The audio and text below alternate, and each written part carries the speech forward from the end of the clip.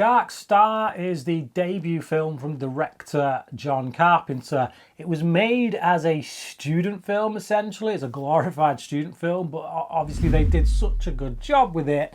They produced it on such a professional level that they were able to kind of get it released as a feature film in cinemas, very limited release. But it's written by Dan O'Bannon, who would go on to write Alien. And you can see the connective tissue there. You can see that, yeah, that makes sense. This is like a satire, really. You could almost imagine this being made after Alien. Like, you know, Alien's the big, serious, dark science fiction film, does the rounds, and then somebody makes a satire about it. But no, this came first, and it's actually pretty funny. This is a film that I've just kind of steered away from a long time. It never really sounded like it appealed to me, other than the sci-fi element. But from what I'd heard of it, it was just mocking science fiction anyway. So I was like, I'm really going to enjoy this. And I know it was a really, really low budget. I'd heard talk about the alien in it just essentially being a beach ball, and I'm like, yeah, it's not going to work, is it? It's going to look stupid. But for the sake of being a bit of a completist when it comes to directors, I want to try and make sure I've seen all of John Carpenter's work, so that it's time to go and see his original first film. And it's really good. It's like it's kind of the hokiness of the effects, the lack of budget, kind of works in the film's favour. And I feel like there's some skill there on the part of O'Bannon and of Carpenter, who they pull many duties on this film. You know, Dan O'Bannon not only wrote it, he edited it, he did the production design on it, he stars in it. So in that regard, you know, they're doing a lot of jobs on this film. And I feel like a lot of skill is evident.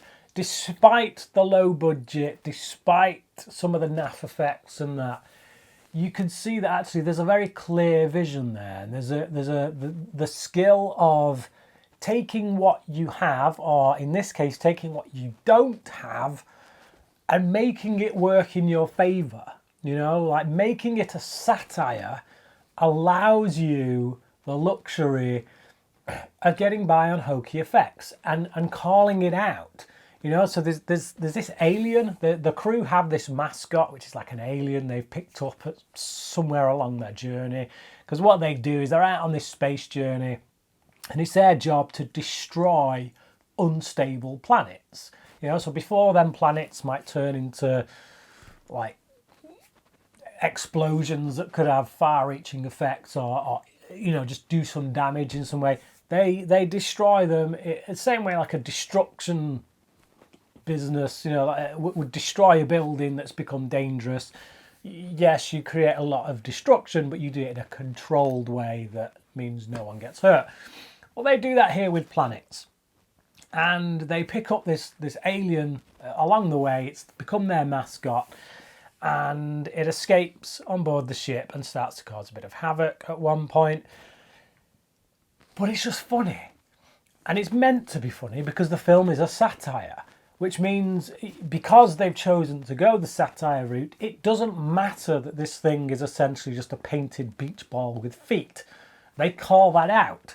At one point, they say it looks like a beach ball. At one point, after a certain incident, somebody questions why a life form would just seemingly be filled with air, which is amusing. In the context of the film and the situation that dialogue arrives in, it's amusing. I love the character, Pinback, played by Dan O'Bannon. So he's this kind of put upon, really disrespected member of the crew. No one cares about him. So he's gone for quite a long period of time while this beach ball alien thing is wreaking havoc and risking his life. And there's a nice set piece there actually that takes place in this lift shaft where I look at the effects work on that and I wonder, where did they film that? How did they film that? Did they make that shaft, or did they find an actual lift shaft and use it? Either way, it's good production value for something that is, as I say, essentially a student film. He goes off and he's trying to stop this alien, and he ends up in a lift shaft and that. And by the time he gets back and he's dealt with all this and he's trying to tell his crew members, they're so nonplussed. Like, there may as well be neon signs above their head saying, "We do not care." You could chuck yourself out of an airlock and it would be a relief for us. But just the way they play it, really dry, it's funny. It's a lot funnier than I was expecting it to be. They play on a lot of other science fiction films, a lot of famous kind of touchstones. You know, you think of 2001 and HAL, the machine that kind of becomes, a bit of a danger because it gets ideas above its station. But here they play with that, and they have this bomb. So they have these intelligent bombs. So they destroy planets with these intelligent bombs. And all through the film there is this kind of recurring thing where the bomb there's a computer malfunction. So it's sending instructions to this bomb saying, "It's your time. Go and deploy," so to speak. So it starts to deploy. It starts to come out of the ship, and everyone's running around like, madmen trying to stop this thing go off and saying, no, that's not right. You didn't get an instruction, and it's like saying, well, actually I did, and and it's got that, again, like that HAL voice, the really calm, monotone, computerized voice. But then it starts getting existential about things. It starts to question the purpose of its own existence, and like there's one really funny bit where they're trying to stop it going off, and they have to get into a debate with it, like a almost theological, existential debate as to why it shouldn't go off, why it shouldn't detonate. And it's amusing and clever, and it's got some interesting ideas in there about artificial intelligence things. So there's stuff under the surface there that's actually quite clever, that is kind of masked by the sheer ridiculousness and the humour of things that are going on. I probably won't watch it again anytime soon, just because like it's very grainy. It's very mucky kind of student film it's probably not taken care of that much. I don't know if they've done like a Blu-ray release of this where they've remastered it or anything, but I just watched it on DVD, and it's one of those murky prints where you're just like, okay, I can tolerate it because I'm getting invested, but I probably won't go back to it anytime soon because it's just not that clean to watch. It's solid stuff. It's a solid debut, and as I say, if it had studio backing, if it wasn't just a student film, I reckon they'd have been able to do some more impressive stuff with it. But who knows? Maybe having that kind of backing, maybe having a budget would affect the degree to which it becomes humorous. The fact that the effects and stuff are quite hokey is what adds to that level of hilarity. So, but I'm going to give it a 3-star rating. I'm going to give it 3 out of 5.